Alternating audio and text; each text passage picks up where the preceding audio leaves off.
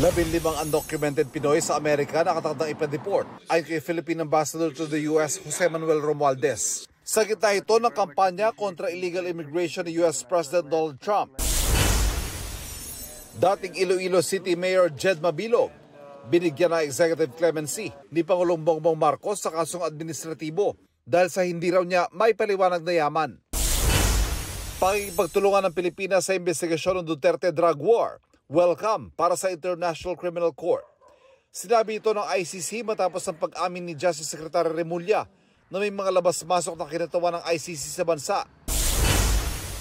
Kaso laban sa mga nanguna sa government vaccine program laban sa dengue na sina dating Health Secretary Janet Garin at 2 iba pa, iniatras ng Department of Justice.